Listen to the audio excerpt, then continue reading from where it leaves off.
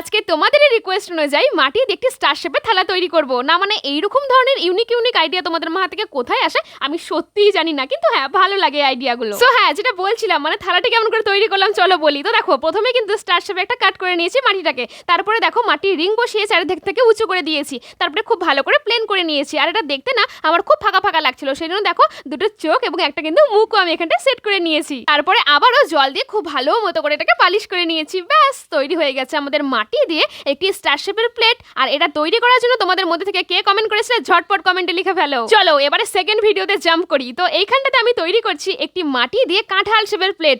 বাপরে বাপ, এটা তৈরি করার জন্য তোমরা এত সবাই কমেন্ট করেছিলে, বাট বিশ্বাস করো আমার মাথাতে ঠিকভাবে খেলেইনি যে এটাকে আমি কেমন করে ঠিক তৈরি করব। তাই জন্য দেখো মাটিটাকে একটা কাঁঠাল শেপের কাট করে নিয়েছি, তারপরে মাটির রিং বসিয়ে চারিদিক থেকে উঁচু করে খুব ভালো করে জল দিয়ে প্লেন করে নিয়েছি। আর এই প্লেটটাকে যাতে কাঁঠাল মনে হয় সেই জন্য দেখো একটা পাতাও তৈরি করে নিয়েছি, মানে কাঁঠালের যে পাতাগুলো হয় ওই রকম ধরনের একটা পাতাও তৈরি করে নিয়েছি। তারপর ওটাকে খুব ভালো করে অ্যাটাচ করে দিয়েছি। আর এইটার যে কাঁঠালের গাটা না, ওটা দেখতে আমার খুবই ফাঁকা ফাঁকা লাগছিল, সেই জন্য আমি কাঠির সাহায্যে ফুটো ফুটো করে কিছু এখানটায় ডিটেলিং দিয়ে নিয়েছি। কিন্তু এই ফুটো ফুটো করে ডিজাইনটা করার পর আমার মনে হচ্ছিল যে কেন ভাই ফুটো ফুটোটা করলাম, প্লেনটাই তো ভালো লাগছিল। তোমাদের কি মনে হয় কমেন্ট করে জানিও যে এই ফুটো ফুটো ডিজাইনটা বেশি ভালো লাগছিল নাকি আগেরটাই ভালো লাগছিল।